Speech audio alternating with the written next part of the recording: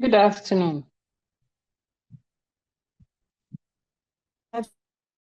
Afternoon, sis. Good Sister. afternoon. Good afternoon. I hope this is midwifery 300A. Yes, sister. Yes, Yes, Yes, sister. sister. yes, sister. Okay. We have behavioral science. I have problem with my laptop. Yesterday I had the same challenge and I couldn't share my slides. So I would like to have the lecture. I've tried severally, but I don't know. So I will try. I'm using my phone. Let's finish the lectures, then I will send the slides to your course rep. I hope you are okay with that. Yes, Yes, sister. sister. Yes, sister. I was told Group A is only Ashanti region, no other region. Yes, Yes, sister. sister. Sister. Okay. And how many are you? Please, I need only one voice. The course rep. If the course rep is here, course rep, you called me. Gloria, right? Sister, please. We are I almost 700. I think 700 or 800. 7 or 800. Yes. Oh, okay. Now we have 4. Okay, some are joining. We have 481. So the name is Gifty, right? Yes, please. Gift Mensa. Okay.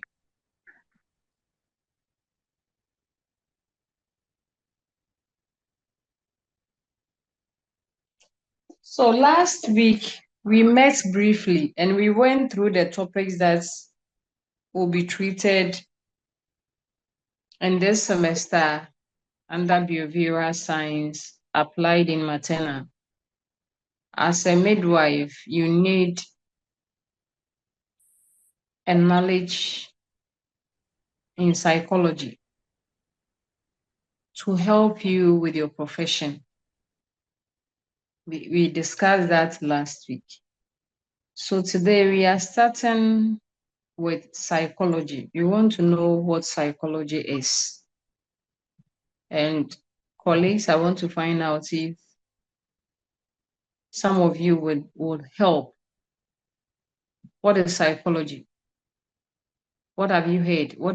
What's the meaning or definition, the explanation? Can you describe psychology? What is it? So if you want to talk, please you raise up your hand. I'll call you. Then I will unmute you, then you talk. Or you can unmute. When you raise up your hand, please unmute and talk.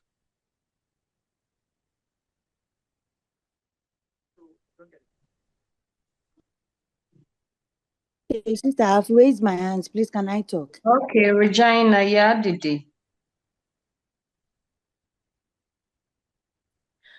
Yes, sister, please. Is the scientific way of studying the mind and behavior. It's the scientific way of studying the mind and behavior. Thank you. Eunice, Ajay. Yes, sister. Please, in my own idea, is the process of studying organism behavior and their mental way in their physical and social environment. That's what I know. You have done well. Thank you. Susanna. Please, when you talk, then you lower your hand. Yes, sister. Sister, please, is the scientific way of studying the mind and behaviors. Thank you. All right. Thank you very much. Jennifer. Please, it's the scientific way of studying the behavior and emotions. Behavior and what? Emotions. Emotions. Oh, okay, good. Please, the rest, let's wait. We'll continue. Thank you very much. All what you have said is right. Psychology is the scientific study of the mind and behavior. Some also say psychology is the study of behavior and emotions. They are all correct. You have all done well. We want to look at some misconceptions about psychology. Oh, please, when you join, please mute. I'm trying to mute you, but it's not working. Please mute. When you join, mute, please, so that we can have a serene environment for the lecture or for the class.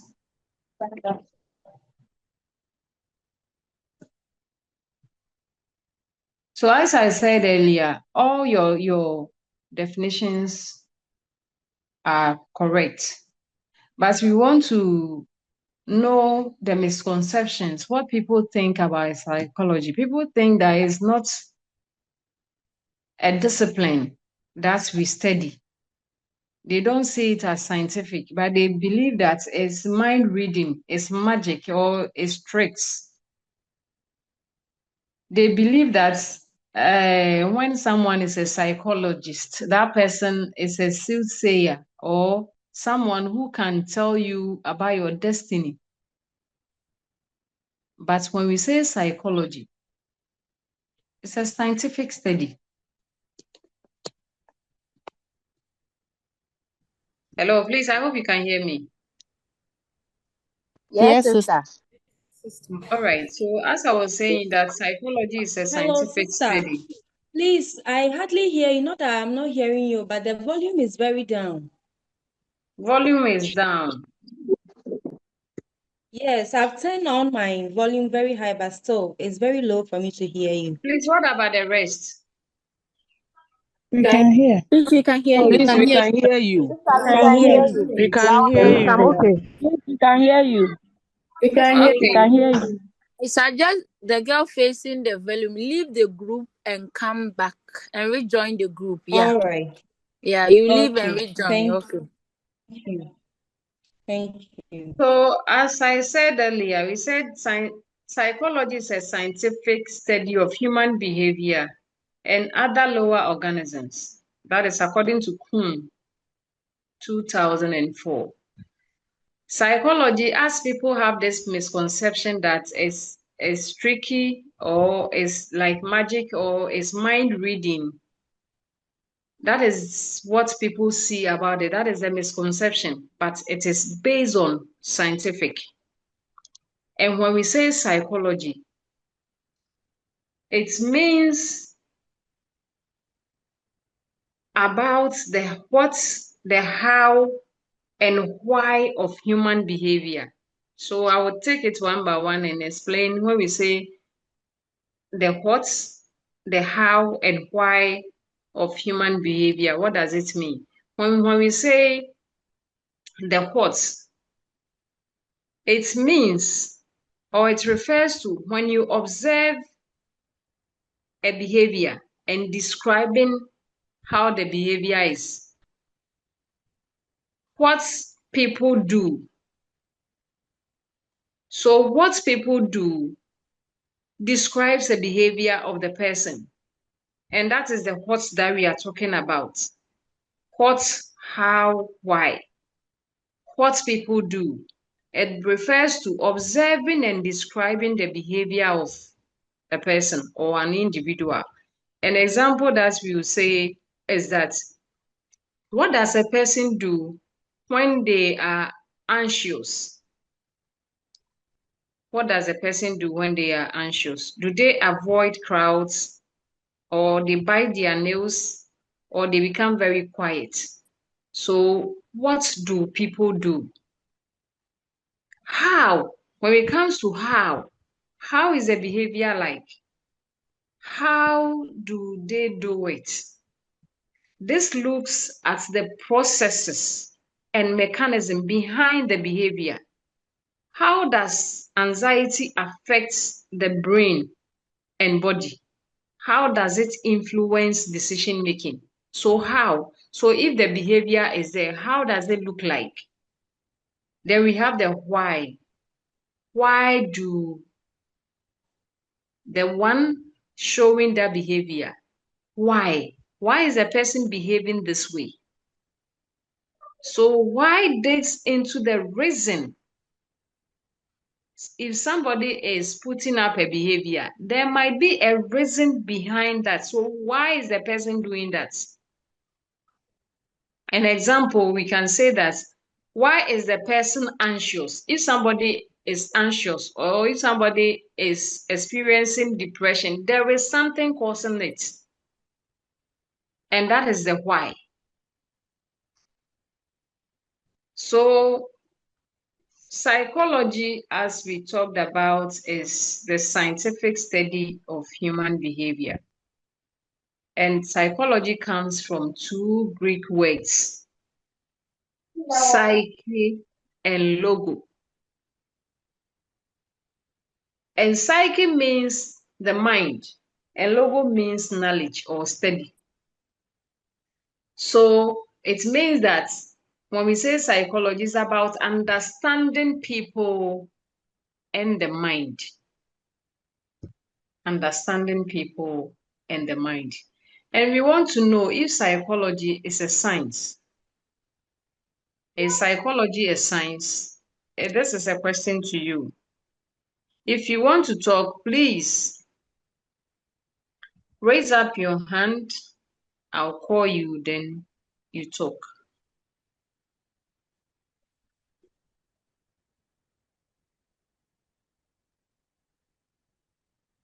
Madam Agnes. Yes, sister.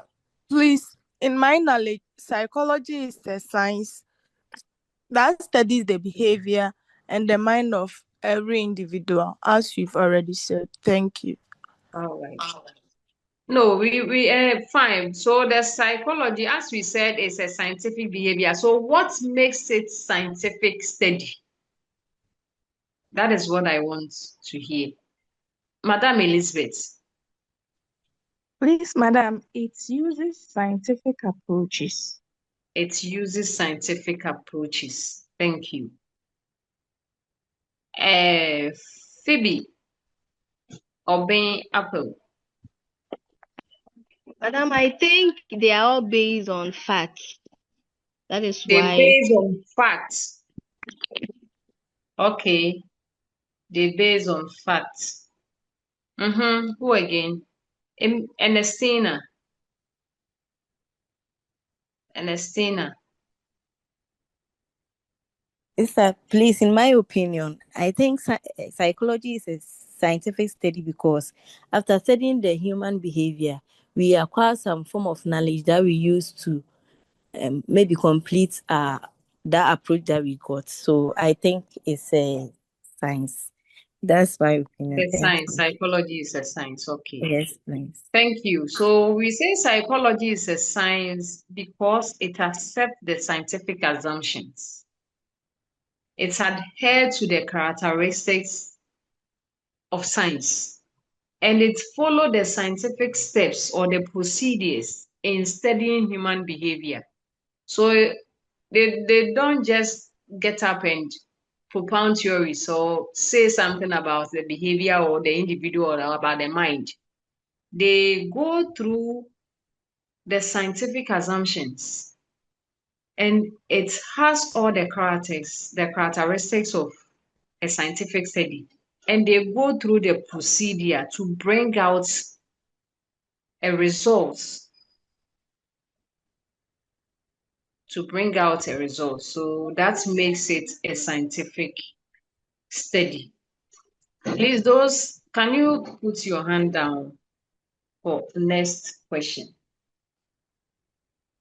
So we want to look at the characteristics. Psychology is a science because it has empirical evidence. They are verifiable by means of scientific experimentation. So we experiment before we conclude with the results. That's testable. When we say empirical evidence, it means that they are testable through the use of observation, interviews, and psychological testing. And that is one character. Replicability, it is replicable. All the procedures of the study must describe that someone who wants to repeat that study can also come out with a similar results. That is why at times some people will make a study and we believe that it wasn't through the scientific, it didn't go through the scientific procedures. So we don't accept it. But psychology is a scientific study. And it used methodology. And as we have mentioned some of them, they use interview, they use observations in their study.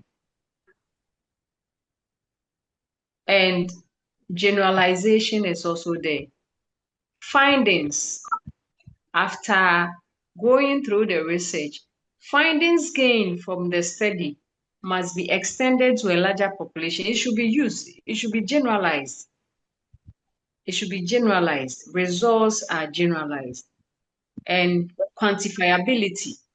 Variables to be studied must be quantifiable, that it can be transformed into a numerical form. So all these characteristics makes psychology a scientific study. We want to look at behavior. When we say behavior, what is behavior? Those that your hands were up.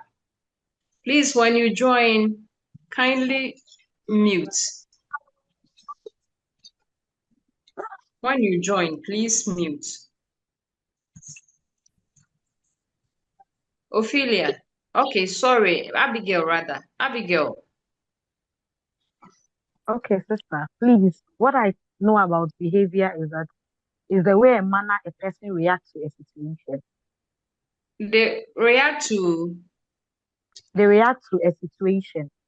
a situation. Okay, and that situation is stimulus. Okay, thank Well you. done. Please, your hand should go down. Emanuela. Emanuela. Please, behavior is the manner in which human beings act and conduct themselves. They act and conduct themselves. Good. Mary Owusu. Mary. Sister, please, it's also a way somebody conducts him or herself. Okay. Thank you. So we look at behavior and we say that it is the way in which an individual responds to stimuli or they respond to a stimulus. The individual, how they react to a situation, that is the stimuli or the stimulus. The way an individual responds can be perceived by one's sense and it can be inferred by using instruments. So the behavior of that person can be seen by our senses. It can be seen by our senses, by the use of instruments. We have already said that psychology is based on scientific. And if you want to find out the behavior or describe how somebody's behavior is, we use instruments as an evidence base. So we want to look at the types of behaviors. Somebody's name, Hawaii P20 light, please mute. Monica Adjoyeboa, please mute. Okay, so behaviors are two types. We have the overt behavior. Madam Rita, your hand was up. We have the overt behavior and covert behavior. And when we say overt, they are easily seen by our senses. Example, when someone is talking, we use our ear to listen or can be heard if somebody is talking. Like as I'm doing now, I'm talking and you are using your hearing to listen or to hear, and that is one sense. If somebody is dancing, how do you see that behavior? We see it with our sight, and it's a sense, clapping, etc. So these behaviors are overt, they can be seen easily. And we talk about the covert, is the hidden behavior, and they cannot be easily observed by senses unless we use instruments to testify them. An example is thinking. As I am talking to you now, if I'm thinking, you wouldn't know. You will not know. If I'm in love with someone, you will not know. Unless we use instruments to measure. So those behaviors are covert. Intelligence is also another factor. We need to use instruments to verify it. As we have mentioned those two types of behavior, covert and overt, these two can be categorized into 4 behaviors. We said we have 2 types, overt and covert. And we are saying that these two can be categorized into 4 types of behaviors. And one is reflex. The reflex is the automatic response to a stimulus. And I can give an example of when you see a food or when you are served and just looking at how the food is garnished. At times it's not even seeing the food. Smell, when you smell, you salivate. So it is automatic. When you smell the aroma of a food, then you start salivating. And it is automatic. And that is reflex behavior. Then another one is when you are just there and somebody will prick you with a pin. It's automatic. You just jump. You jump. It's a reflex behavior and it happens automatically. I'll give example of like when you go to the lab and you want to test for malaria, that pin that they use on your finger, the moment it pricks you, you react or you respond to it. And it's a reflex behavior. We have goal-directed behavior. The goal-directed is done purposely for satisfaction.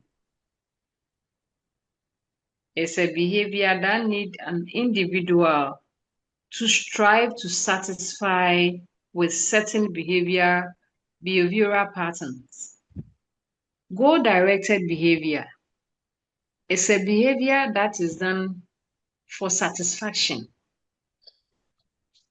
I will mention an example like a child who is hungry.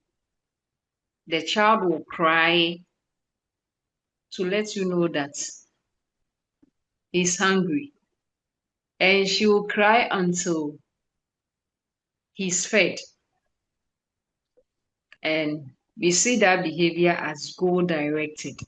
We have frustration behavior. Frustration behavior is, it's also come in a way that when the person or an individual have tried several times to get a need, and that need is not met. That need is not received. There's kind of frustration.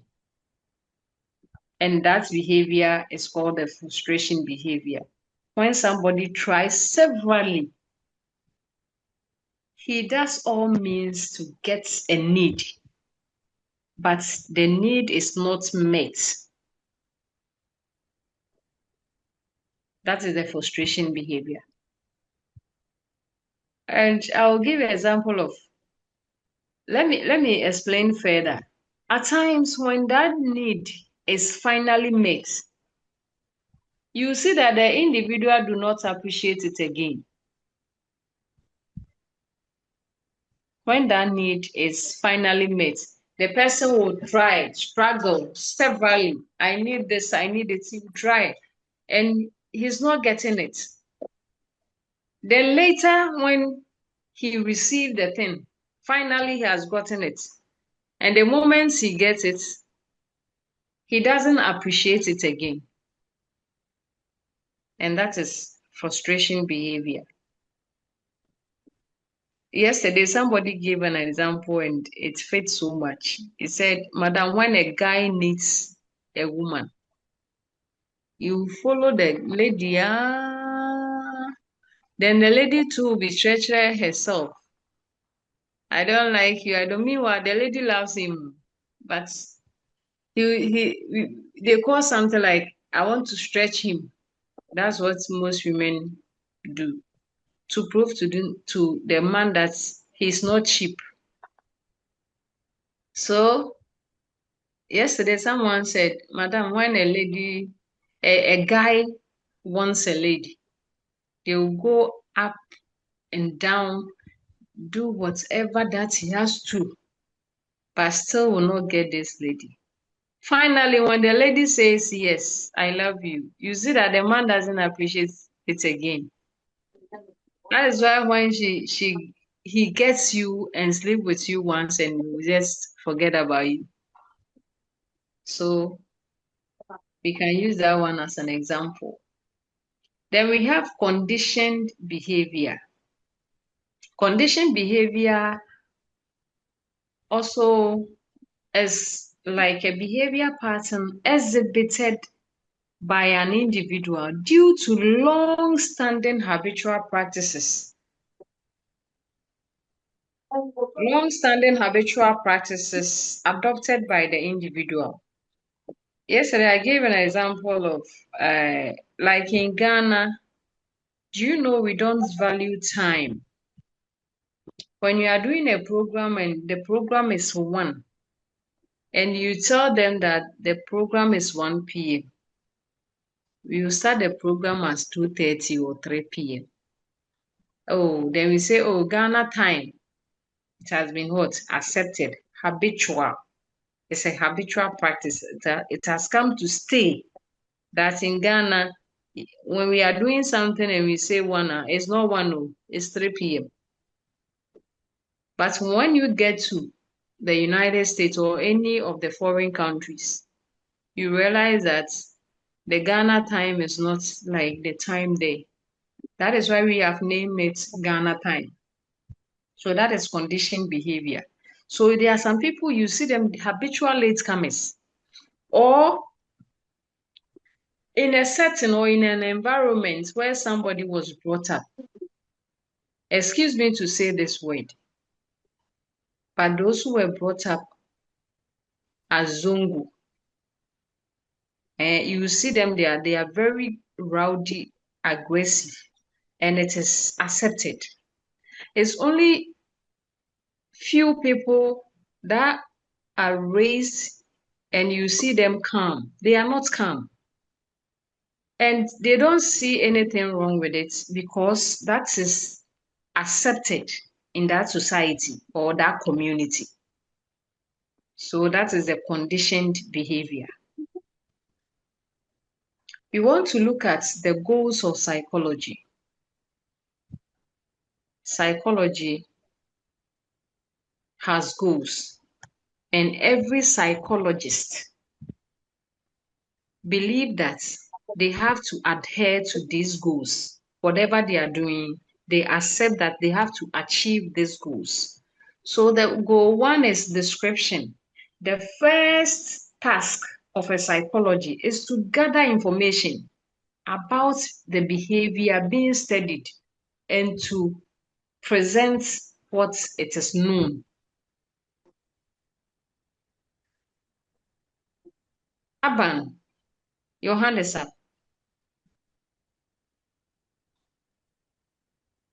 Can you please explain the conditional behavior again? Conditioned behavior. We said this consists of behavior patterns exhibited by the individuals due to long-standing habitual practice. It's a habitual practice. Long-standing habitual practice adopted by the individual. Please, is it clear? Yes, sister. All right. So we were talking about the goals. The first goal is description. As I said earlier, the first task of a psychologist is to gather information about the behavior being studied and to present what it is known. So the description is one aspect of the goals. For example, if you have someone with depression, and you want to gather information about the person, you should know the symptoms of depression. You have done your tests, or you have administered or assessed the individual, and you know that the person has depression. How did you know? Because you know the symptoms of that depression. So when we talk about the description, it's about gathering information about the behavior. So the example that I can give here is symptoms of depression. They are weight loss, problems with sleeping patterns, difficult in concentration. So if somebody is here with Madam Yvonne, Madam Yvonne, your hand is up.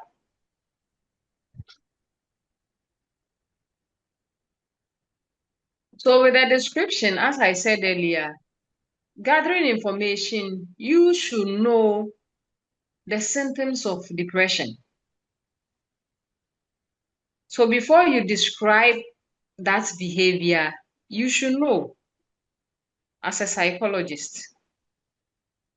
Then we have explanation. This requires knowledge of why that phenomenon exists and what caused it. So finding explanation is an important step in the process of forming theories. A theory is a general explanation of a set of observations or facts.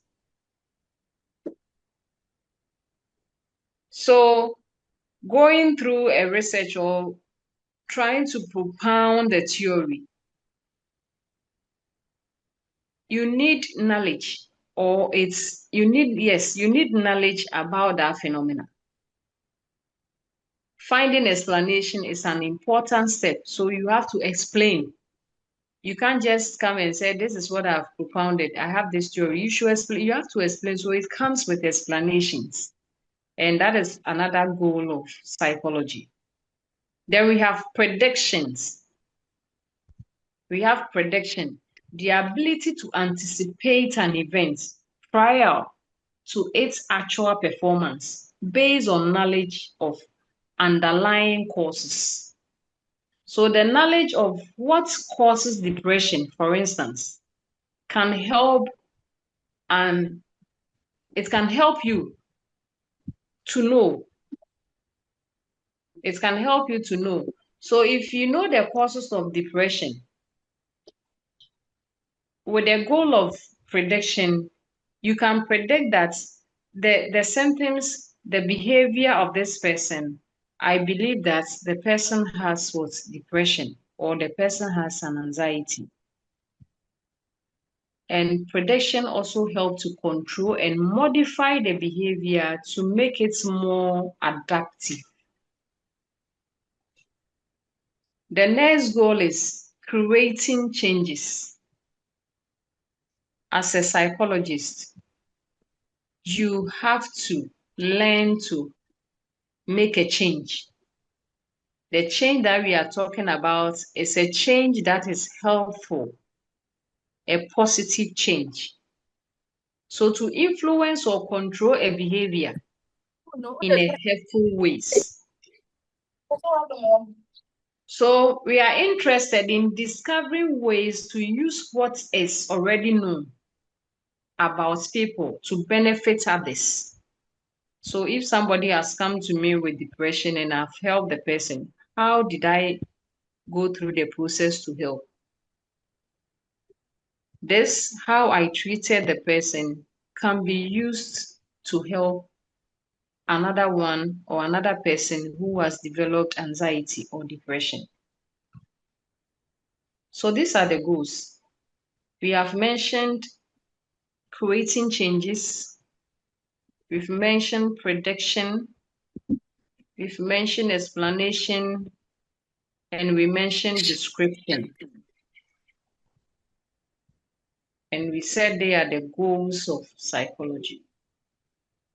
We want to look at para and pseudo psychology. When we say parapsychology, Madam Rita Donko, your hand is up. Sister, Yes. please, I didn't get the creating changes. Please, can you come again with that? Creating changes. I said that we used to influence or control behavior in a helpful way. We create change, and the change that we are changing must be the positive one. Psychologists always want to make a change which is positive. We don't make a change which is negative. So creating the change, we used to influence that behavior in a helpful way. Okay. Okay, thank you. Okay. So we said we want to look at parapsychology and pseudo-psychology. I want to know whether you have any idea of parapsychology and pseudo-psychology. Any hand? Edusai Joyce, please mute.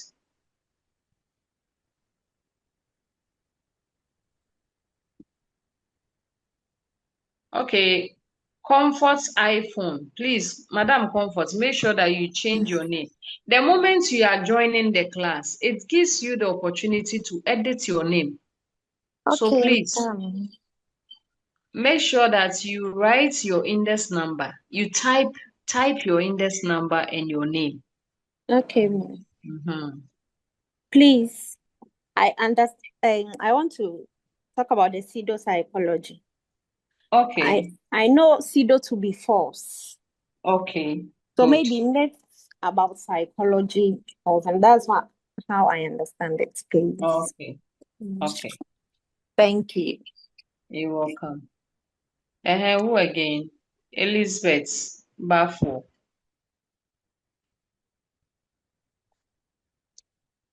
I want to talk about the parapsychology. Okay. Parapsychology is also a false psychology, where findings cannot be explained by any scientific method. Good, good, good, good. Well done. Thank you. So your hand down. Elizabeth Usu Ejewa.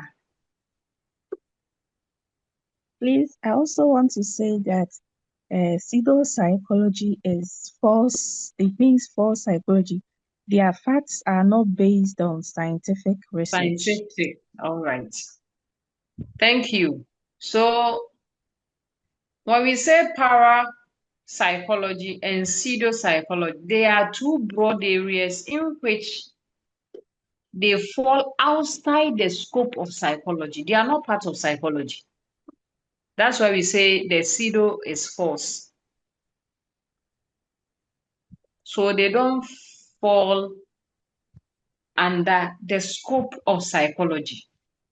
Why are we saying that? Psychology is based on what? Scientific.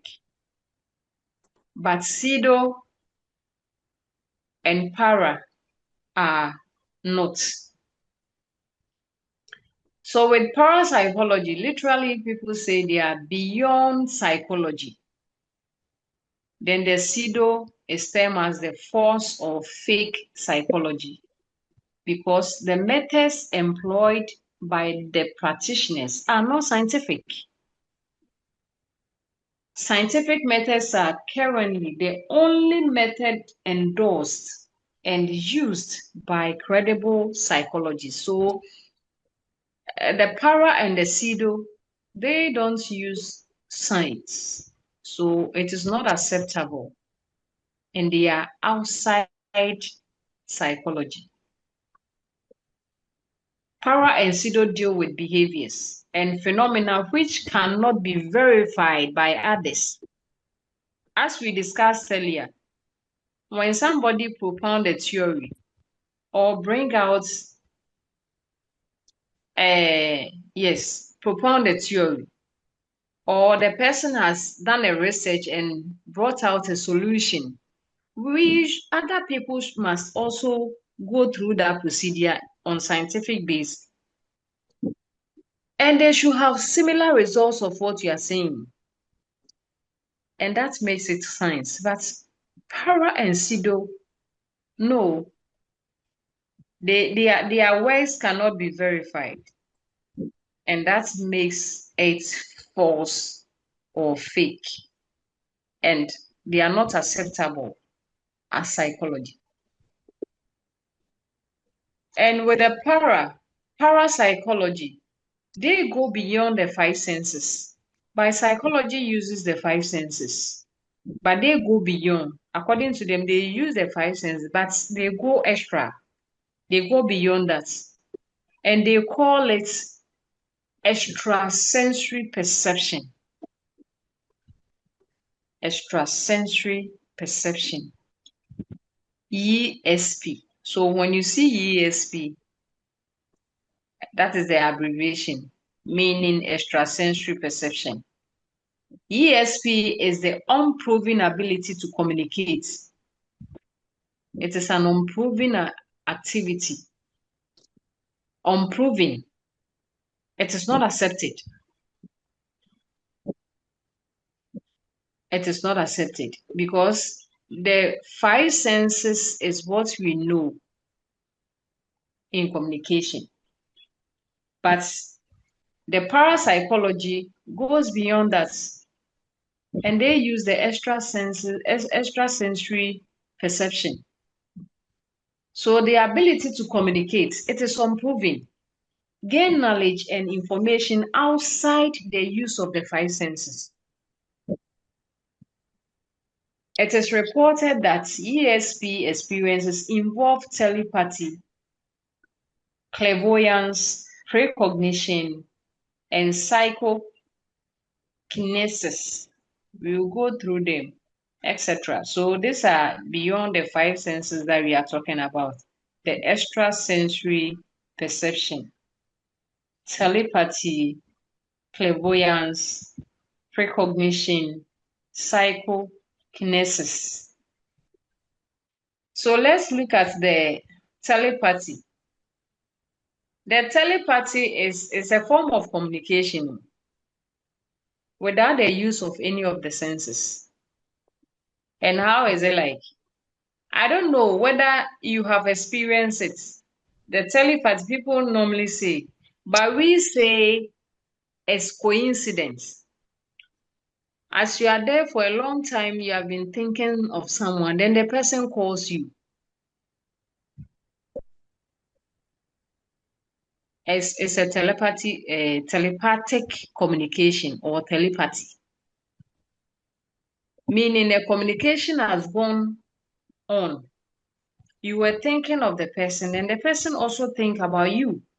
Or you have an idea, you have not informed someone, but someone will call you, then you discuss and the person also brought the same idea you were thinking about. And we say coincidence. But when you come to parapsychology, it is a telepathy. They believe that it is something like, how do you call it? Is it spiritual or how would I don't know, but I'll not say that. But they are saying that it's extrasensory. A communication has gone on without the senses, the five senses. Mary Owusu. Mary Osewusu. Sister, please, can you also say telepathy is mind-to-mind communication? Mind-to-mind communication. That's what I'm saying. The moment you think about the person, that person will also think about you. But according to them, there is no way of communication. Let me give you the definition of the telepathy. I'll say this is known as thought transfer. So you say that fine is the mind. Is the mind, but it does not use any of the senses, the five senses that we know. This one is beyond the five senses we know. So it is known as thought transfer from one person to another without the mediation of any known channel of communication. There is no channel of communication. One is said to experience this when a thought you have or something you are thinking also occurs to another person in the same period or the same time. So there is no source of communication of the five senses. But we believe that is a thought. Madam Rita. Yes, sister. Please, can we refer to it as mind reading? Mind reading. Yes, reading the mind So of another the person is not with you here. The person can be somewhere. Okay. But you know what you are saying, it happens to us. I don't know whether you have had that experience. That you will think of someone and the person will call you or the person will, I don't know. If I have had such experience. So according to the parapsychology, they are saying that it's what? Extrasensory perception. It's a form of communication without any channel. It has no mediation of any known channel. But it uses the thoughts or the mind. Emanuela.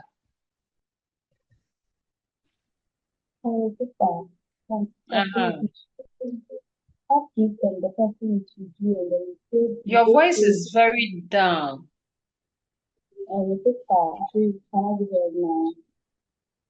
Yeah, talk.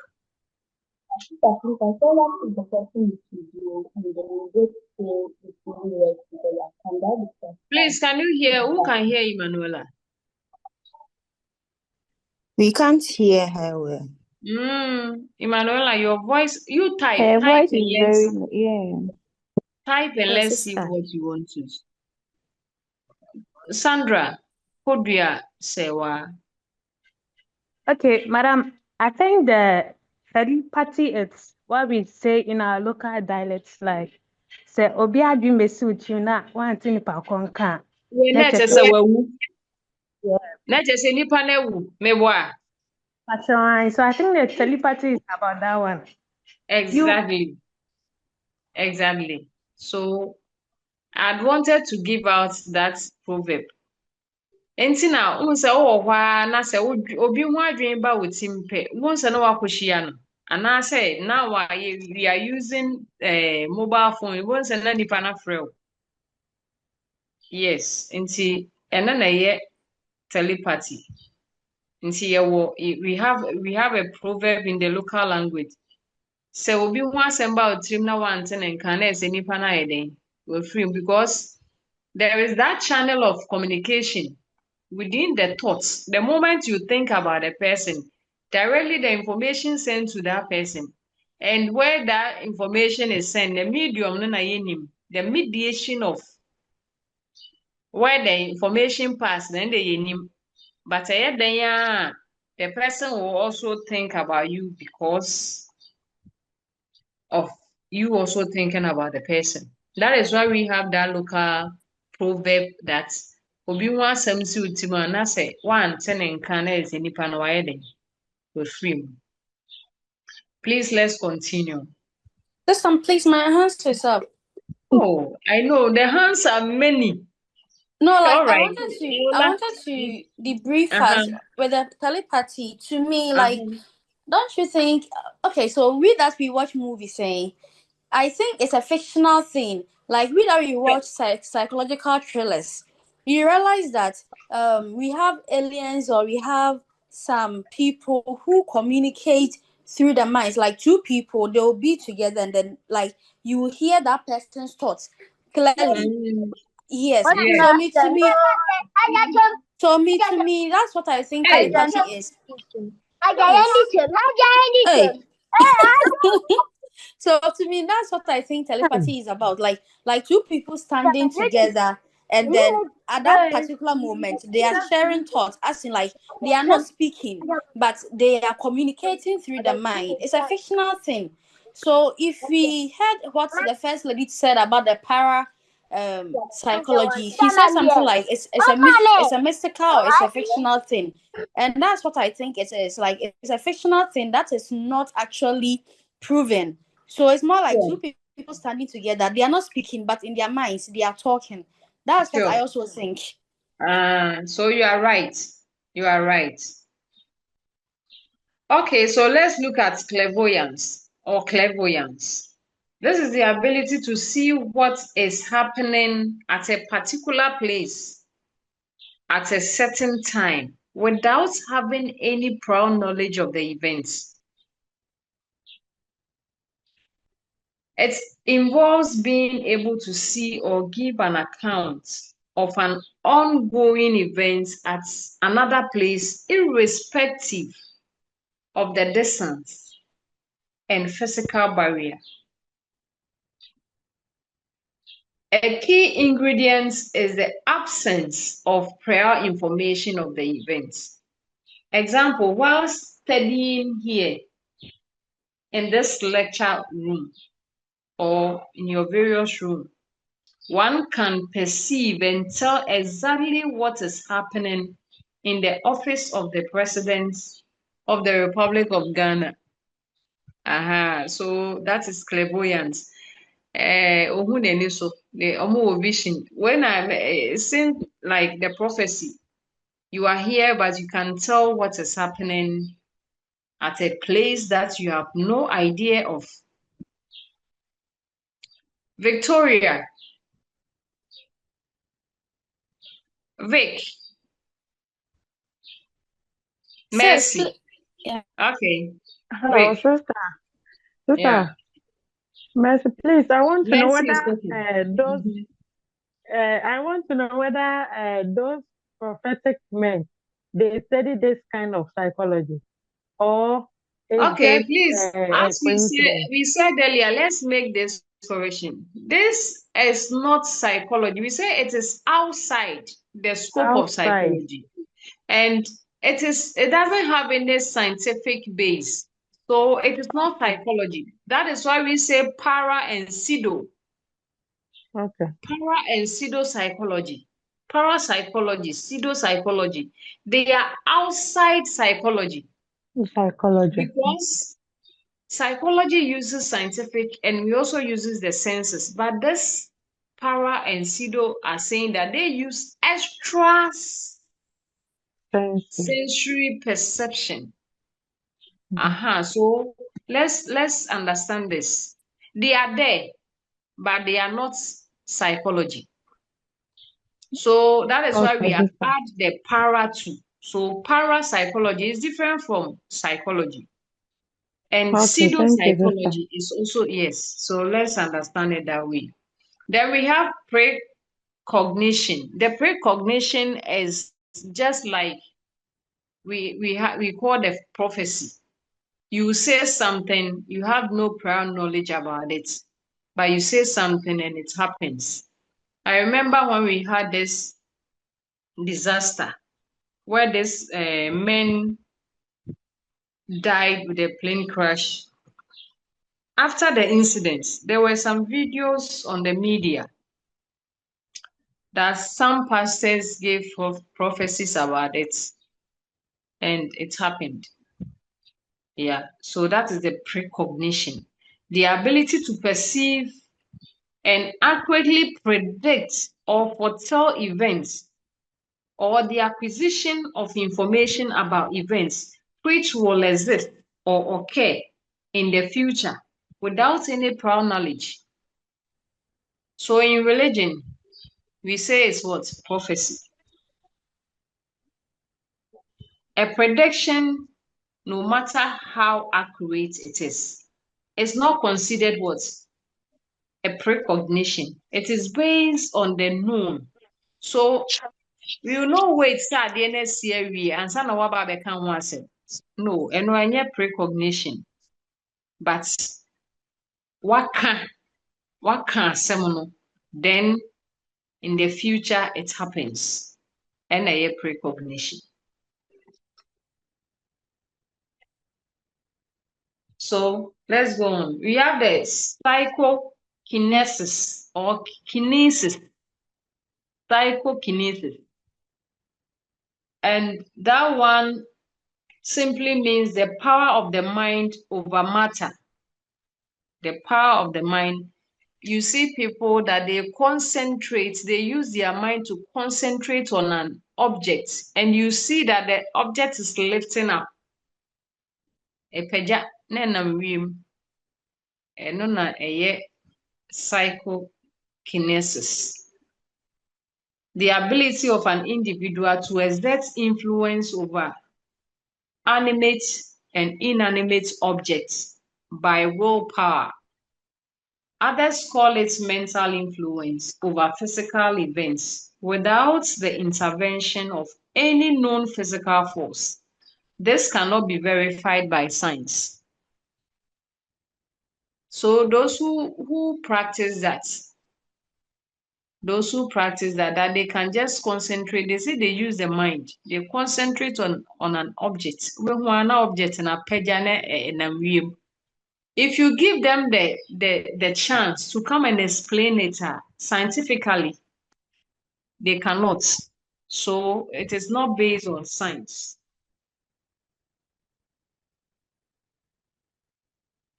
So we are looking at pseudo. Pseudo means false psychology. Hence, it refers to unsubstantiated, false or fake. It involves practices which are giving semblance of psychology by which the real sense of the world are not. They are giving some manifestation of science, but do not satisfy scientific requirements. It has been referred to as an dubious or unfounded system, which relies on some physical features of a person to predict his or her future. Some include the graphology, chemistry, phrenology. You also go through them.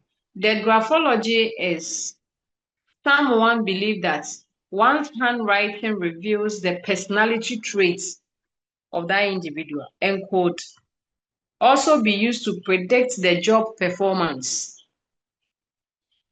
So somebody will look at somebody's handwriting. Those who practice the pseudo-psychology, they can look at somebody's handwriting and make a prediction of the person's personality traits.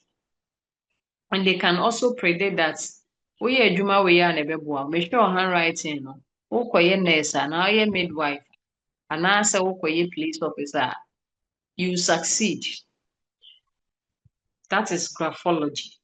They use handwriting to predict people's personality. Note that this is different from aspects of forensic psychology, in which an expert in handwriting can determine one's signature. I hope you know that. That one is psychology. Forensic psychology. They can determine, say, bia obi kura ko sign obi signature ko yiska. But signature no, is just like the person's signature. And so you don't know what is can. Forensic psychology can help you to determine that person's signature. That one is different from the graphology we are talking about. That one is different. So graphology relates to using the size, length, and other aspects of handwriting to make predictions about the person's future or the person's traits. That is graphology.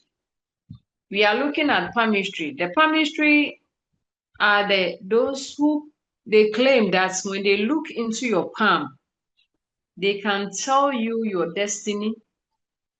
They can tell you future, what will happen to you, like when they look into your palm. And they are the palmistry. It is the claim and belief that lines and the patterns of the individual's palm have something to do with their personalities. And that the nature of the lines and the patterns could be used to predict somebody's destiny. And I know you have heard it. You have heard about palmistry. Yes. Yes. People do palmistry, reading the lines in your palm, and it will tell you your future, what the future holds for you. Okay, let's go on. Phrenology is also the issue of like someone looking at your head. They look at your head and say and determine your how do you determine your intelligence? I don't know whether you have heard that thing before. They use the head, the shape of your head to determine your personality, your intelligence, and other characteristics. And for this, I remember when I was in school, I'm talking about preschool, before tertiary. One of our mates, may his soul rest well, he's even dead. His head was very large, huge. And it was the shape is like the oblong shape. I hope when we say oblong, you know oblong. The forehead is long and the back, the skull at the back too is also long. And and I remember one of our teachers said, "Uti kongro so uti unka obi a usu se trewe nka dini nka on fanya hwe." So that is phrenology. If you want to say somebody has a big head and due to that the person is intelligent, then you have made a mistake. So that is the meaning of the phrenology. They believe that somebody's head, the shape of the head or the skull, is determine one's personality, intelligence, and other individual characteristics. And we obi ti so nso, obi nso ti eketekete nso, we're very intelligent. Based on this, we may often hear people describe others as stupid. Either they are stupid or they are intelligent because of the shape of the head. We normally hear this. All right. We want to look at historical roots of psychology. We are done with para and pseudo. But we want to talk about the scientific psychology, the proper psychology. We want to look at the roots, how it came about. So historically, psychology is influenced by two main disciplines. Benedicta. Yes, sister. Please, I wanted to know if the para and the pseudo psychology, if there is any problem attached to it. There are problems. Okay. There are problems attached to it. I was looking at the time. I will send you the slides. The problems are there because I want to cover more. And the time is going. We are stopping at 4, right? We are about. So let's go through the problems. They lead to ready acceptance of chance events as evidence of paranormal or phenomena, because they believe in that future prediction. As I gave an example, something happened. They didn't even come to say before it happening, but after they brought out videos that they gave prophecies. They gave prophecies before it happened. So at times people take advantage of that. People take advantage on this parapsychology and dupe people. They will tell you that this is your destiny, do this, do that, so that it can manifest. And they will charge you or they dupe you by taking your money. So that is the problems. It has been found that such processes are used to perpetrate fraud on others. Paranormal activities cannot be replicated. We have said already, they are not replicable. They don't have any evidence base or they do not have scientific base.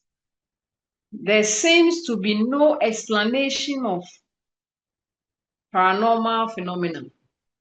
They cannot explain it. As science, a study with a scientific base have explanations and they can explain it. But when it comes to the parapsychology, it is not like that. So when you get the slides, the problems are in. As I said earlier, historical roots of psychology.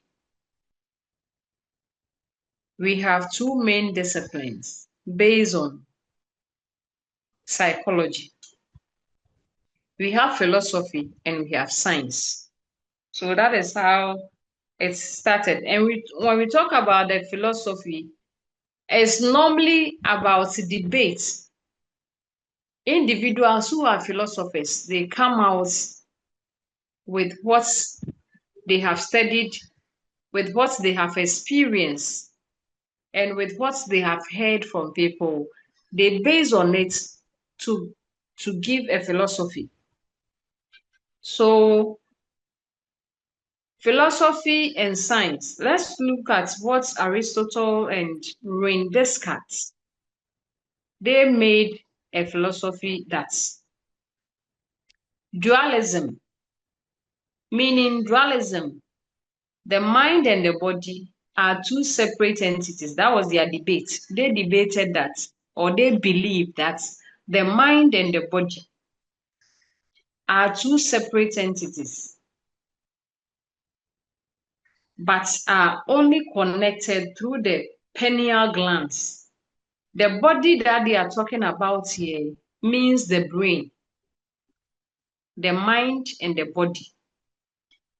They refer the body as the brain, and they are separate. They are two separate entities, but are only connected. They are only connected through the pineal gland. That is the debate of Aristotle and Rene Descartes in 1600. We have a philosopher called John Locke. John Locke also believed that all knowledge comes from experience of the senses. John Locke believed that all knowledge comes from experience of the senses. He also believed that we don't have any biological knowledge. There are no innate ideas at birth. Before you were born or coming into this world, you had no knowledge. You don't have any ideas, according to John Locke. So when you come to this environment or come into the world, through the experiences that you go through with your senses, that is where you get knowledge. The human being is a blank slate, according to John Locke. The human being is a blank, and that blank slate means tabula rasa. It's blank. You don't have anything in your brain or in your head. But being on this environment or the surroundings, through the experiences, you get what? Knowledge on that slate blank that God gave you or nature gave you.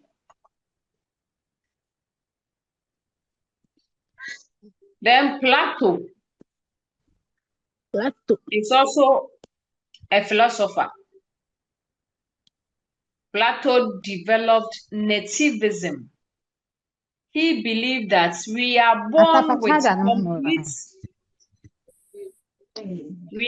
with complete knowledge.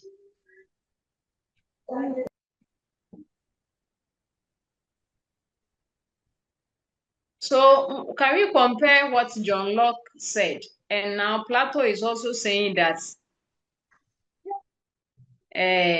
we are born with complete knowledge within our souls. So you see the debate.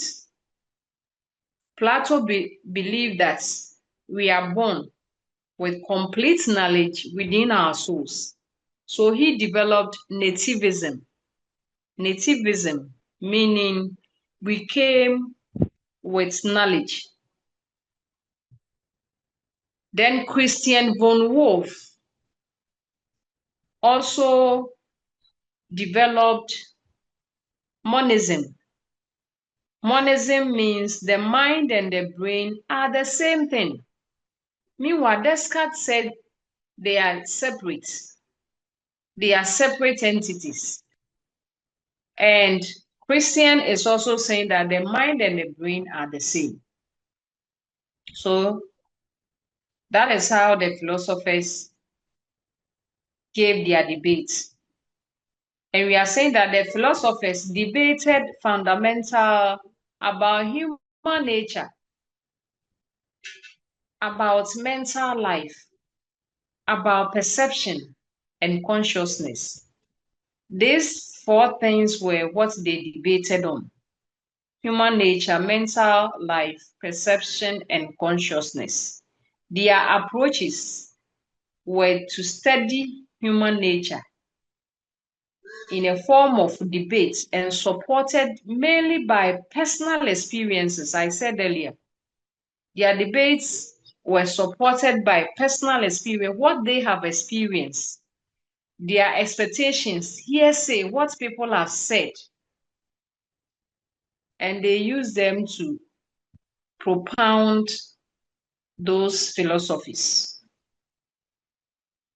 Now we want to look at the science aspect. We are done with the philosophical aspect. We want to look at, as we were talking about the history of psychology, we said psychology is based on two broad areas, philosophy and science. Now we are done with the philosophical aspects. We want to look at the scientific aspects.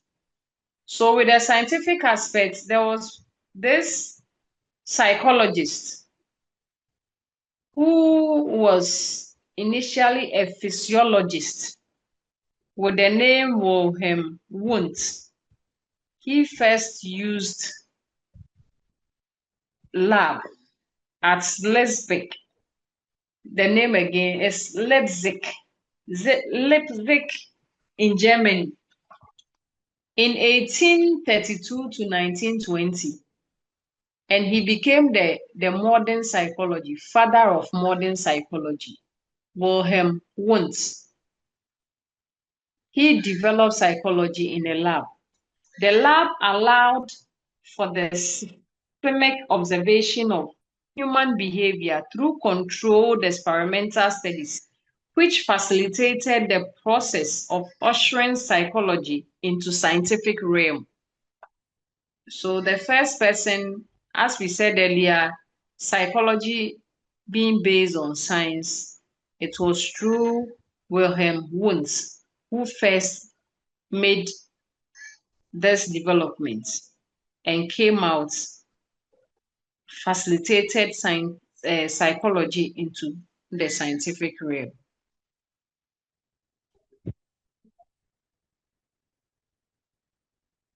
Any question? Are we there? Please, if you want to talk, just raise up your hand. I hope you are there. All right. Madam Rahel. Hello, madam. Mm-hmm. Please, I want to ask about instinct and the type of psychology it falls under. Can we finish what we are doing before your question comes in? Okay, I thought you were done. I'm not done. Oh, okay. There are plenty. Because when I met the 300B class yesterday, we finished about 45 slides. So I'm just trying that we also reach there before the time. So let's write your question. You can write it there. Chat in the chat box. Just write the question there. When we are done and there is time, then if there is no time, then I'll talk to you one-on-one. So let's go on. I asked if there is question concerning what we have done so far.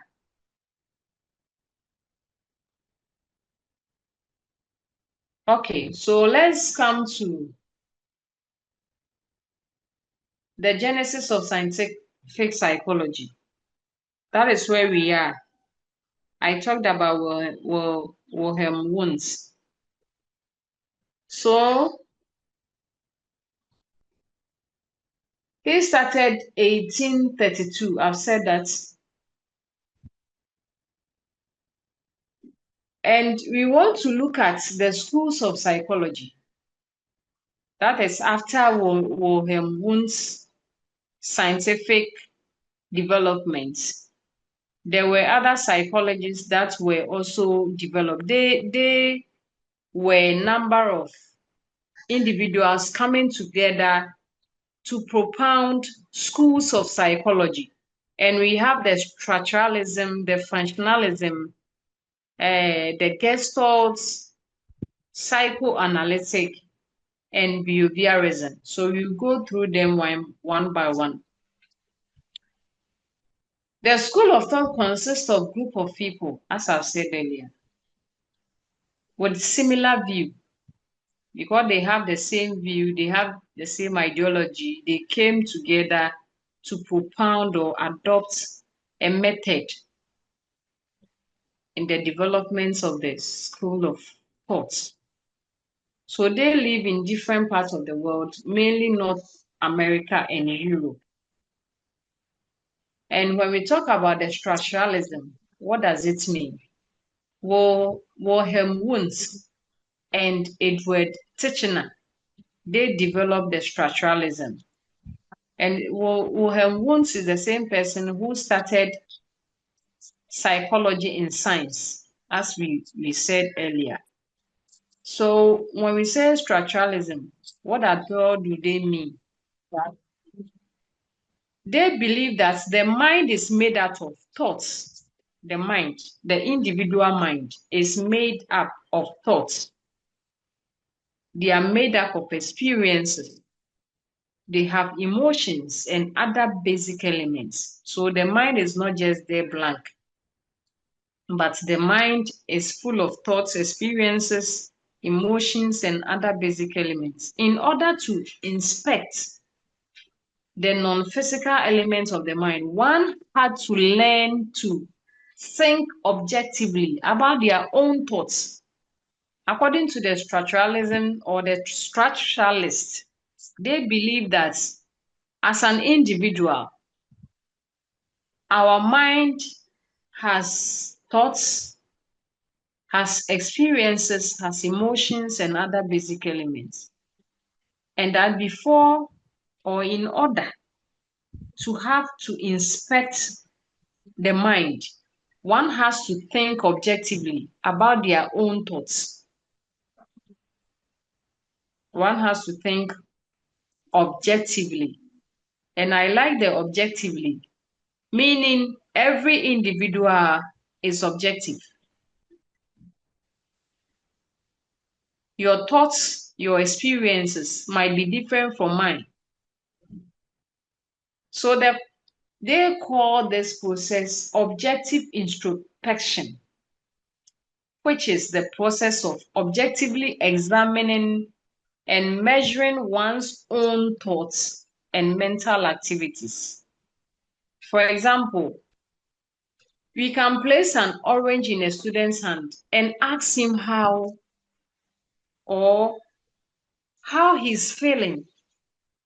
The texture or the orange or that object, how is the person feeling? How is it like in your palm? How are you feeling? Can you describe how the object is? And when you give that individual a chance, the person will give you exactly how the texture of the orange. From there, give it to another one. Another person will also tell you how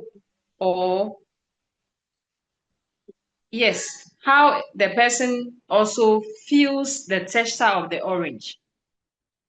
So that is the structuralism school. That is structuralism school. They believe that individuals have their own thoughts. They have their experiences. The mind is made up of experiences, emotions, and other elements. And the individual has their own thoughts. They believe that using or assessing an individual,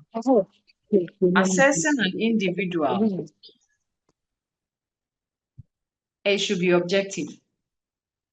It must be objective. We will look at functionalism, which was also propounded by William James, 1842 to 1910. And he was at Harvard University. And he was more interested in the importance of consciousness of everyday life. He believed that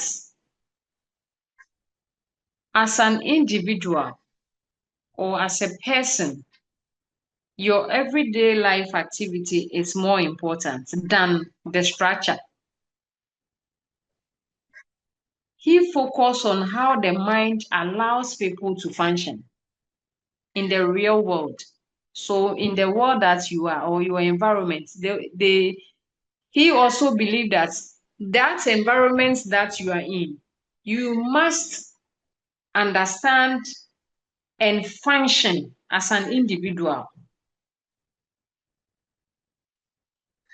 You must also think about how you work, how you play, and being adapted in your surroundings. So William James was more of a conscious person, conscious presence. He believed that the presence is better than anything else. He believed that you must function, the mind must function. And if the mind is functioning, then it will help the individual to also function in his surroundings. That is functionalism by William James. He called this point of view as functionalism, as we have mentioned. And it was heavily influenced by Charles Darwin's idea about natural selection. So William James propounded this school of thoughts. He based on Charles Darwin's idea on natural selection. And the method that he used was observation and experimentation. We want to look at behaviorism. Behaviorism as a school of thoughts. And we call them the behaviorists. The behaviorists believe that the proper definition of psychology should be the science of behavior. And those who propounded this behaviorism are J.B. Watson, B.F. Skinner, Ivan Pavlov, Tolman E.R., and B.F. Skinner. I've mentioned his name. So they believe that the environment shapes an individual's behavior and it is observable. The behaviorists believe that the environment shapes the individual's behavior and it is observable. So they use the method of observation and it's so simple. The environment the individual lives in have influence on his behavior. They believe that the environment or the surroundings shape the individual's behavior. I even said something earlier on. I said, and I'll say it again, I'm sorry to say that those who grow up or grew up in the Zongo communities, they are rowdy. And I have witnessed it, that's what I'm saying. Few of them are very humble and calm, but most of them are very aggressive. So from the behaviorist point of view, the environment shapes individuals' behavior. Let's go to Gestalt. Gestalt psychology. The Gestalt. Hey, who is there? Priscilla. Okay, I've muted you. So let's go on. We have the Gestalt school of thoughts. And the Gestalt, they are German. It's a German word. They are Germans. And it's a German word. When we say Gestalt, it means an organized whole, a whole. Example, if you have an orange, the orange is a whole, but when you cut it into two, it's no more a whole, it becomes what? Parts. So that is the whole that we are talking about. An organized whole. Gestalt is a German word meaning an organized whole or a configuration. So the Gestalt, they believe that behavior should be studied in an organized pattern rather than as a separate incident of stimulus and response. They believe that a behavior must be studied in an organized pattern. So they believe that the whole is better than the part. As I said, an orange cut into two. When it's a whole, that is a full one. But when you cut it into two, it becomes parts. And those parts can bring You can bring the parts together to form a whole. And they believe that it is good to study a behavior in a whole or an organized pattern, rather than as a separate incident of stimulus and response. Let me give an example for you to understand the gestalt. Today, I have been rude to you. Maybe I said something to you, and you believe that, this woman is rude. Gestalt is saying that don't make that conclusion that this woman is rude, because that is the first time that I'm being rude. So a separate incident of stimulus. Then my reaction, why I'm being rude, there is something behind it. Something is influencing why I am rude. So you cannot just conclude that I am rude. But what you can do is study me for a long time in an organized whole. Study me for a long time and see my reactions in different occasions, so that you can make conclusion that this woman is rude. But just one day I've been rude and you conclude that that is my behavior. No. It might be that there was a stimulus that made me rude. So why don't we give the person time and see or observe the person on a different environment before you make a conclusion. So those who propounded Gestalt school of thoughts are Max Wideman, Kurt Kofka, and Wolfgang Kohler. Kodia Sewa Sandra. Your hand is up.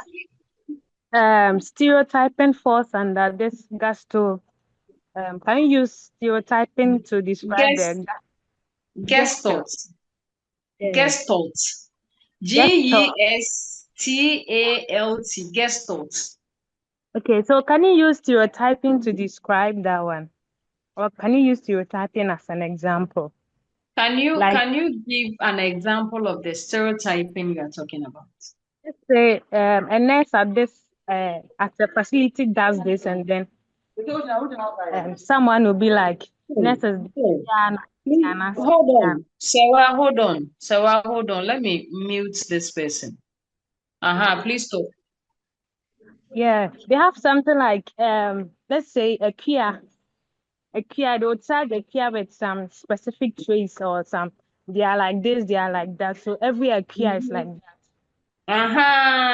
Okay. And from what I'm saying, yes, you shouldn't conclude that one Equia did this, so all the Equias are like that. No. Mary Osayewusu. Sister, please, can you also, with the Gestalt, can you also say that you shouldn't use appearance to judge someone? Like appearance. Exactly. But now that is what we are doing. But for Gestalt is saying that no. That is what we do. By meeting someone for the first time with the appearance, we judge the person. You conclude. But Gestalt is saying that no. You should study the person in an organized whole. The organized whole, meaning you have to have time and see him in a different reactions before you conclude. So what you are saying is right. We don't have to use first appearance or someone's appearance to judge or conclude that this is how this person is. So you see, psychologists, we don't judge.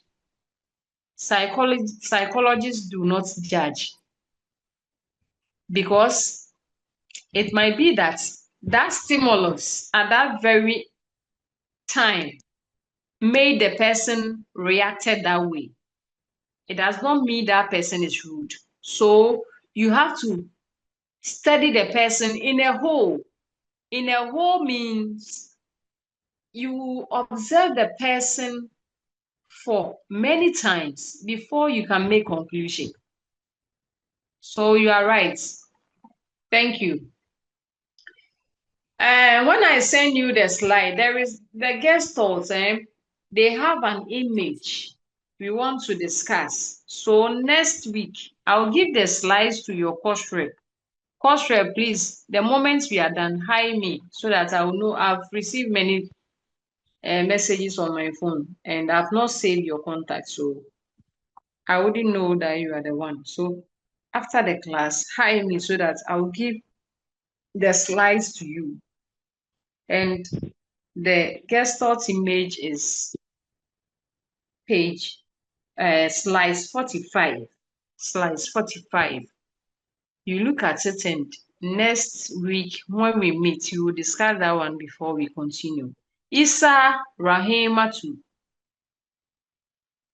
your hand is up. Yes, madam. Please, I'm sorry to take that back a little, but can you please throw more light on the functionalism for me? Functionalism. Oh, where were you? Because functionalism, okay, that one is for William James. William says that he believes in the consciousness, the present, everyday life, how the individual can function, especially and adapt to his surroundings. So he focused on how the mind allows people to function in the real world, how people play, how they work, and how they adapt to their environment or their surroundings. He is interested in the consciousness of everyday life rather than the analysis of its structure. So that is functionalism. Functionalism, the Bema Wakai cry is so simple. Consciousness is present. William James says that the consciousness of everyday life is very important. I hope you understand. Consciousness of everyday life is important. And he focused on how the mind makes us to function. And if you are functioning, you should function well. And he talks about how you can function to play, how you can function to work, and how you can be adapted in your surroundings. So that is functionalism. Madam Isa. Thank you, ma. You're welcome. So we will go to father of psychology. When we say psychoanalytic, who propounded psychoanalytic?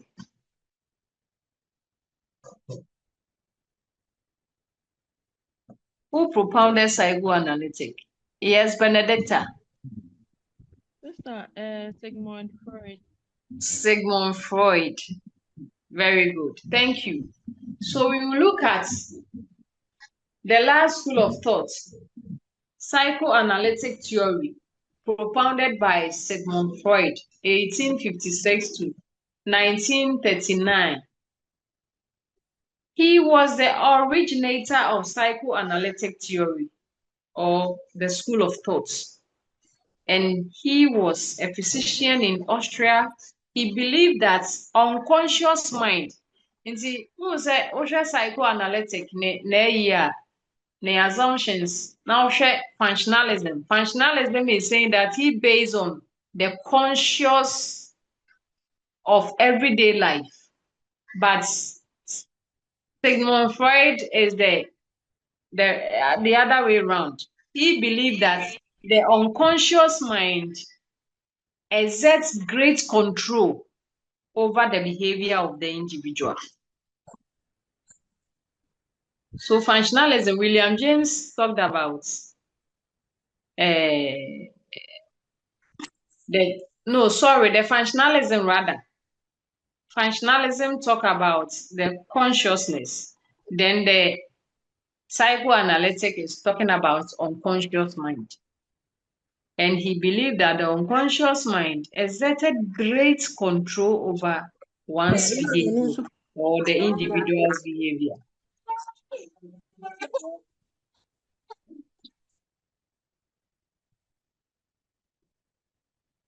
So, psychoanalytic stress that our childhood experiences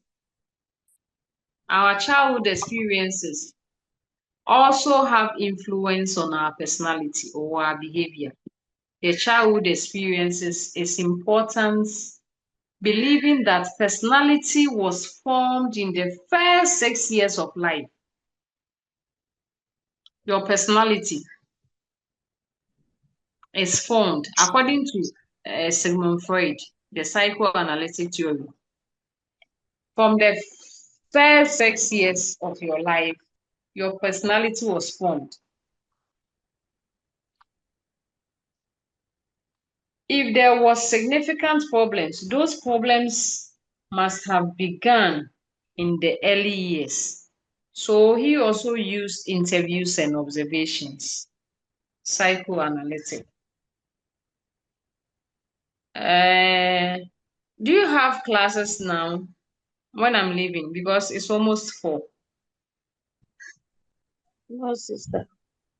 You have a class? No. No, sister. So you are done for the day? Yes, Yes, sister. sister. Oh, Yes, okay. please. Yes, please. All right. So psychologists do research to learn more about human behavior in order to advance the welfare of humans. Psychologists for no year research, or because they want to advance the welfare of humans. Researchers and other scientific frequently use animals to conduct research that cannot be carried out with humans. And they use the experiments on brain lesions. We want to look at psychoanalytic theory, the assumptions of psychoanalytic theory. We have already discussed that on one of the school of thoughts. Psychoanalytic is one of the school of thoughts. We talked about Gestalt, fractionalism, functionalism, behaviorism, and psychoanalytic. Now we want to look at psychoanalytic theory. Origin of human personality lies in the unconscious mind. I just said it. And the unconscious mind that he's talking about, he believed that the personality has 2 instinctual drives. The personality is made up of 2 instinctual drives, and they are the eros and thanatos. The eros is for life, and thanatos is for death. The eros preserve life. That is, whatever that you do for you to stay healthy or for you to have life, it is the eros, the instinctual drive called the eros, that help you to do so. That is, when you are hungry, you want to satisfy the hunger. When you are thirsty, you drink water. It is the eros that drives you, that eros instinct, that drives you that, hey, in stomodo konumsio, hey, it's a long time you had sex, so you have to have sex. So the eros is there to preserve life, and it's for satisfaction.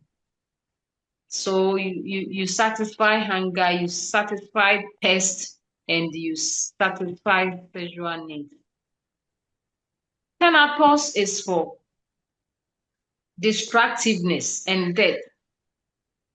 Goal of returning all being to its original lifeless state. Initially, I didn't understand, or I wouldn't say I didn't understand. I didn't agree with Sigmund Freud with the Thanatos. But now, growing Doctor up, Warren. Possible. growing up, Basi wo ma I've me. understood. Hey, why no? Growing up, I've come to understand him. Because now in our unconscious mind, we believe that we will die. It is there. Just that it is unconscious. It is not in our everyday. Oh,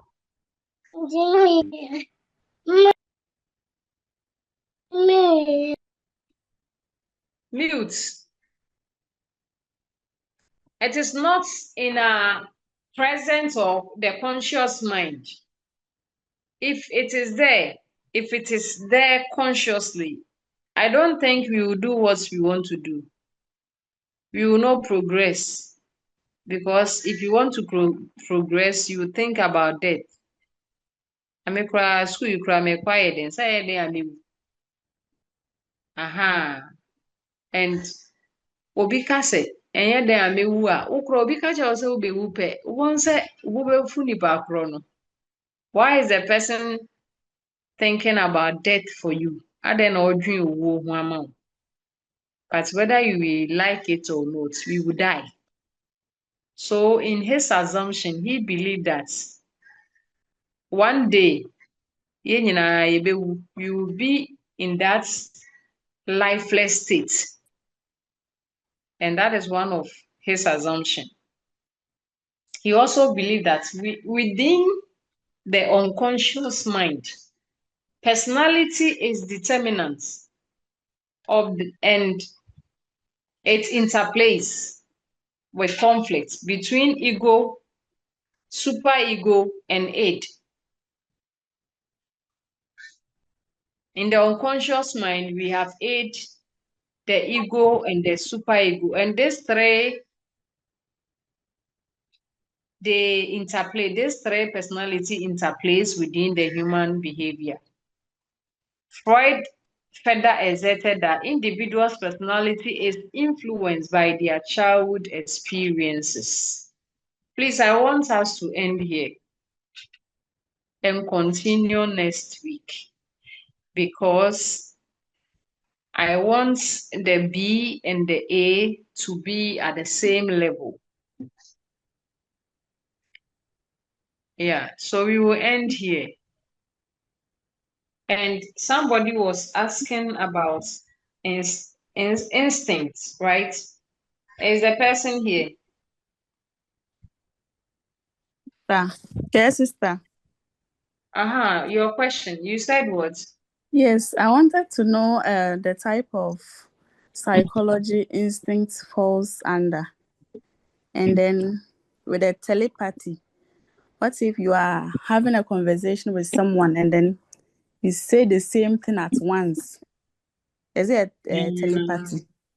As a manual pet. So telepathy. It is an example of it. And now we instinct is in psychology. As the psychoanalytic is saying, psychoanalytic talks about instinctual drives. And he made example of the eros in the thanatos as instinct drive. But at times,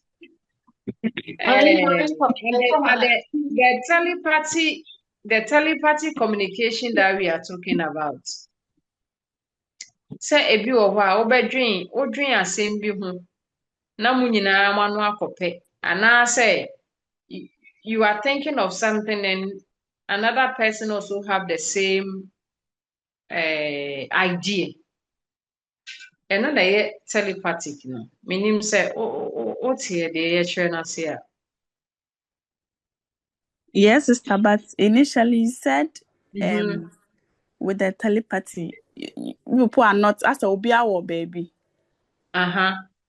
Different places. And then you think about someone and then the person calls you.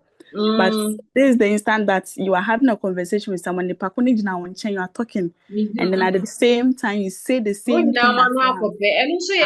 It's part of it. And also can be. Oh, okay. Ne nyinaa ka telepathy no ho. Ayɛ sɛ asɛm a ɔbɛka na yɛ dɛn na ohuu sɛ ɛno na ɔka no ɔno nso mo nyinaa ho akɔpɛ. Yes. Yes, it's there. Okay, thank you. It's there, and that is and also your telepathy, maybe. Madam Grace.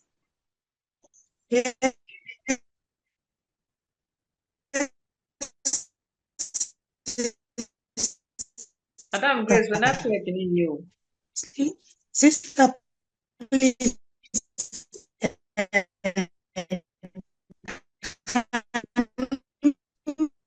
The errors and penalties. The errors always give positive. Please, I say the errors and the penalties. Can you say the errors always give positive results to human's life, whilst the penalties always give when you drink water, you will be survived. Whilst when you are testing, you will not take any water. You eat. Hello, sis, please. Sis, hello. Hello. Hello. Yes, I'm sorry. Hello, I sister. went off and because I didn't hear what you were saying. Hello, sister, please, can you hear me? Yes, I can hear you.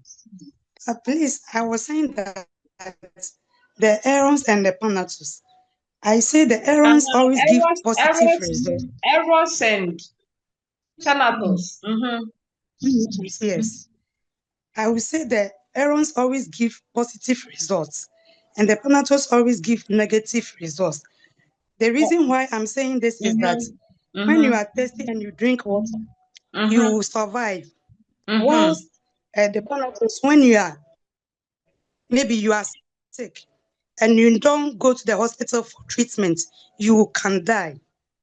So the differentiation that I like to give to these errors and the penalties. Okay. And as I said earlier, I said that the tenators are for distraction and death. And the goal behind the tenators is that you as an individual, you will go back to your lifeless state. So I understand the differentiation that you are giving. So we say errors is for life, and that's if errors is for life, then it is for what? Positive what? Instinct. It's a positive instinct. Then thanatos is for death, meaning thanatos is for negative because of distraction and death. Okay. But I also wanted to say, at times, thanatos, as we see it as destructiveness or death, it's also positive. Why am I saying that? In the lifeless state of someone who has been sick for so many years with stroke, and you feel that this person is suffering, or with cancer, this person is suffering. At times, the thanatos play a role. He feels that it has come to an end and you need to go and rest. So you see that the individual becomes negative. The negative thoughts comes in because he has known that where he has reached, he needs to go to his maker for rest. And that is the positive aspect that I want to say about the thanatos. Auntie Grace, your hand is up. Okay, Madam Mary. Okay, sister, mine is also on JB and Watson about the Sister, behaviorists. thank you. Sister, Please come again. mine is on the behaviorists. As the environment shapes a person. Can you also say that this one too is like a controversy between nature and nurture? Nature, and that one is, yeah. No, okay. The behaviorists, behaviorists believe in nature. Nature, okay. That is the environment shaping the individual. Okay. So the behaviorists, they believe that the environment shaping the behaviors of the individual, and it is nature. Nature. Okay. Yeah. But the nature is the innate. Nature is the innate. Okay. But the behaviorism or the behaviorists, they never said both the nature and nature. They said the nature, the environment shapes the individual's behavior. So they are focusing on just the environment's nature. But there are some other psychologists, they believe that both the nature and nature influence the behavior of the individual. So as we are going, we will get there. Okay, sister, thank you. You're welcome. Madam Francisca. Okay, sister. Please hide me so that I'll send you there. Hello? Yes. Okay, sister, please, you made an example that there is a type of psychology in which somebody is able to tell you what is going to happen in the near future. And then I didn't get the type Please, that one is not the psychology. That one was the pseudo or parapsychology. Okay. It's the parapsychology. Okay, thank you. And please, let us understand this. When we started, we said that the para and the pseudo, they are outside the scope of psychology. We just have to know them as they are there, but they are not scientifically based. They don't have any empirical evidence when it comes to science, so they are not psychology. That is why we add the para and pseudo to it, so that it will make it different. We will know that it's not psychology. Please, I hope you get me. So ask the question. I just needed to correct you on that. They are not aspects of psychology. Pseudo parapsychology, they are outside the scope of psychology. They are not parts. They are outside the scope.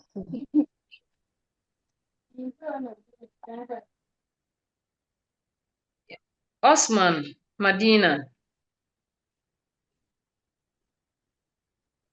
Yes, ma. Please, good evening. Yeah, evening. Good evening. Good evening, madam. What I want to put the nature and nurture in my own way and see if it's right. Nature, I want to believe, is something we are born with, and nurture is what the impact the society or the environment has. That's what we said. That is exactly what we said.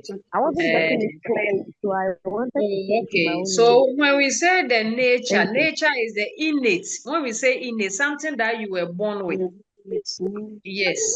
Then when we talk about nature, it's something that the environment influence on the individual. Oh, okay. Okay. Thank you. You're welcome. Okay. It seems we have to end our class. It's 4:16. Go and cook for your husbands, I beg. Yes. Go and cook for your husband, I beg. Sister, please, I've hired you. I've sent you high. Okay, so the high I've received two. I have one high sis. Then I'm gifty rep for 300 group A. Yes, All sister, the please, two lines I'm are you gifty. open? Yes, I'm gifty. So all the What two time of lines are Sister, property? the yours. class works at 3, that's why. I also Ah, sent you high. oh, okay. Okay. I get you. Okay. Next time, the enemy meeting, they are joining meeting. Kakra na yana na niyambre me ho say.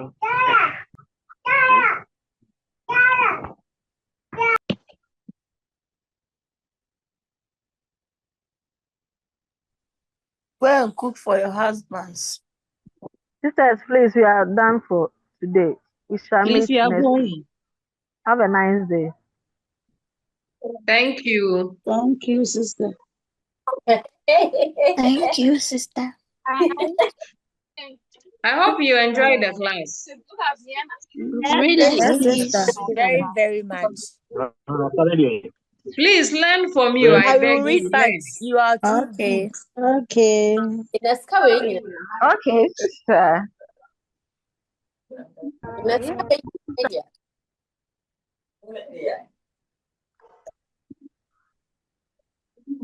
Okay. People are not happy with you today at all. Oh, why?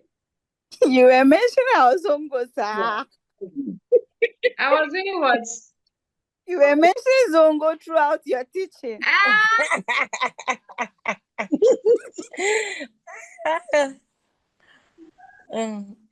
Why? Example, keke. Oh, Oh, okay. example, okay. But you know, I said the positive aspect that me kind of one bank. I say Yes. some Yeah, of well, you are also calm. I say some of you are calm. Yeah, sorry. You, I'm sorry, okay. Don't worry, we will get another No lie, community no another lie. time. No lie, yet. It's normal. Okay, bye-bye. Bye. bye.